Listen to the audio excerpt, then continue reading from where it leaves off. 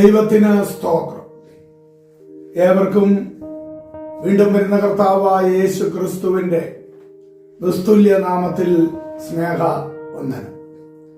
വെളിപ്പാട് പുസ്തകം 3:11 ഞാൻ വേഗം വരുന്നു, നിന്റെ കിരീടം ആരും എടുക്കാതിരിപ്പാൻ തക്കവണ്ണം നിനക്കുള്ളത് പിടിച്ചുകൊള്ളുക.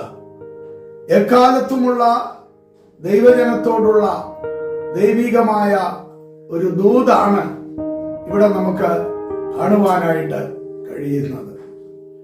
നാം ചിന്തിക്കുമ്പോൾ 1-ാം നൂറ്റാണ്ടിൽ അനേകർ രക്തസാക്ഷികളായി തീരുവാനായിട്ട് ഇടയായിട്ടുണ്ട്.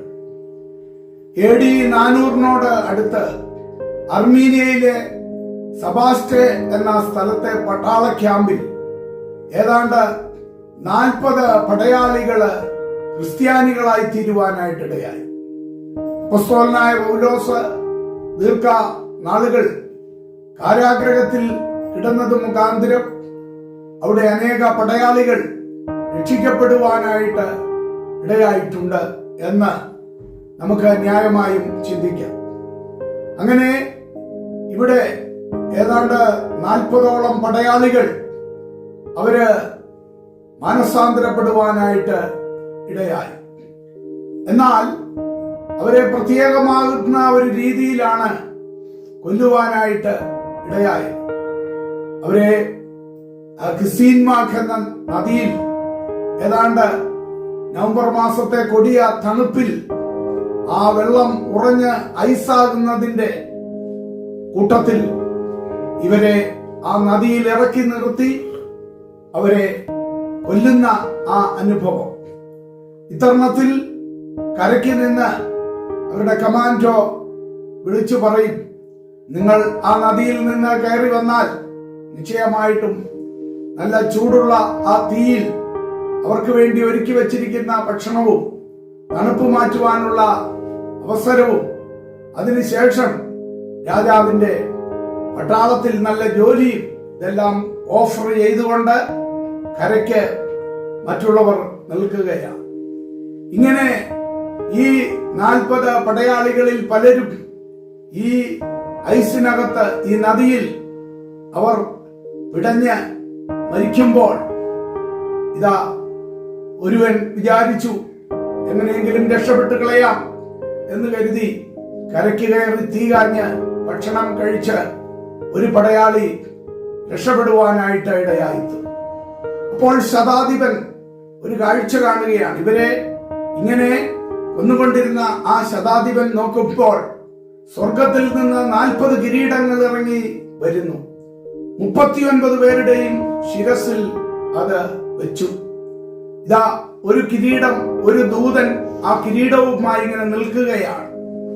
ഈ കാഴ്ച കണ്ട ശതാധിപൻ വേഗത്തിൽ തന്റെ യൂണിഫോം എല്ലാം ഉരിഞ്ഞു മാറ്റി വെച്ചിട്ട് താൻ ഓടിച്ചെന്ന് ഈ 39 ജീവിതങ്ങൾ രക്തസാക്ഷികളായവരുടെ കൂട്ടത്തിൽ 40ാമനായിട്ട് ഈ ശതാധിപൻ നിന്നു. ഇതാ ഞാൻ വേഗം വന്നിരിക്കുന്നു എന്ന് പറയുകയും ആ ശതാധിപന്റെ തലയിൽ ആ കിരീടം വയ്ക്കുവാനായിട്ട് ഇടയായി തീർന്നു.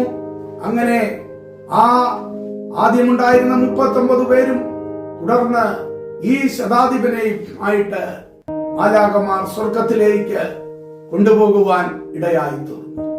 ഇതൊരു കെട്ടുകഥയല്ല, ഇത് അക്കാലത്ത് നടന്ന ഒരു സംഭവമാണ്.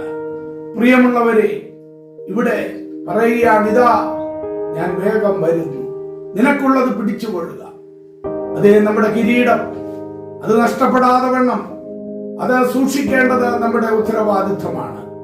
അപ്പോസ്തലനായ പൗലോസ് പറയുമ്പോൾ, ഞാൻ നല്ല പോർ പൊരുതു, ഓട്ടം തികച്ചു, വിശ്വാസം കാത്തു, ഇനി ആ നീതിയുടെ കിരീടം എനിക്കായി വെച്ചിരിക്കുന്നു. എനിക്ക് മാത്രമല്ല, അവന്റെ പ്രത്യക്ഷതയിൽ പ്രിയം വെച്ച ഏവർക്കും കൂടെ. അതേ പ്രിയമുള്ളവരെ, ഈ ലോകത്തിലെ ക്ഷണഭങ്കുരമായ ജീവിതത്തിന് വേണ്ടി നമ്മുടെ നിത്യത നഷ്ടപ്പെടുത്താതെ വണ്ണം ആ ജീവകിരീടം ലക്ഷ്യമാക്കിക്കൊണ്ട് നമ്മുടെ ഓട്ടം നമുക്ക് ഓടാം. പക്ഷെ ഇവിടെ അനേക എതിർപ്പുകളോ പീഡകളോ സഹിക്കേണ്ടി വന്നാലും പിന്മാറാതെ വണ്ണം ധൈര്യസമേതം മുന്നേറുവാൻ ദൈവകരങ്ങളിൽ ഏൽപ്പിക്കാം. അവിടുന്ന് നമ്മെ അനുഗ്രഹിക്കുമാറാകട്ടെ. ആമേൻ. അക്കരയ്ക്ക് യാത്ര ചെയ്യും സിയോൻ സഞ്ചാരി, ഓളങ്ങൾ കണ്ടു നീ ഭയപ്പെടേണ്ട.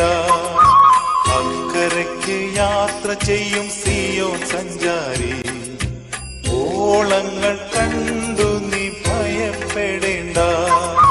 കാറ്റിനെയും കടലിനെയും നിയന്ത്രിപ്പാൻ കഴിവുള്ളോൻ പടകിലുണ്ട്.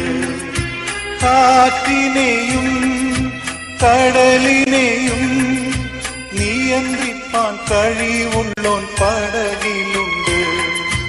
അക്കരയ്ക്ക് യാത്ര ചെയ്യും സിയോൻ സഞ്ചാരി, ഓളങ്ങൾ കണ്ടു നീ ഭയപ്പെടേണ്ട.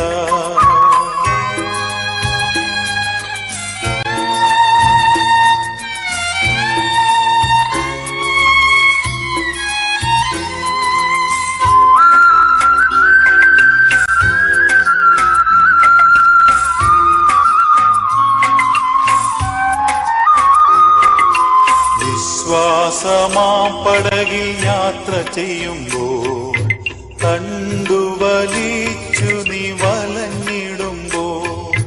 വിശ്വാസമാം പടകിൽ യാത്ര ചെയ്യുമ്പോൾ, കണ്ടുവലിച്ചു നീ വലഞ്ഞിടുമ്പോൾ. ഭയപ്പെടേണ്ട, കർത്തൻ കൂടെയുണ്ട്. അടുപ്പിക്കും സ്വർഗീയ തുറമുഖത്ത്. ഭയപ്പെടേണ്ട, കർത്തൻ കൂടെയുണ്ട്. അടുപ്പിക്കും സ്വർഗീയ തുറമുഖത്ത്. അക്കരയ്ക്ക് യാത്ര ചെയ്യും സിയോൻ സഞ്ചാരി, ഓളങ്ങൾ കണ്ടു നീ ഭയപ്പെടേണ്ട.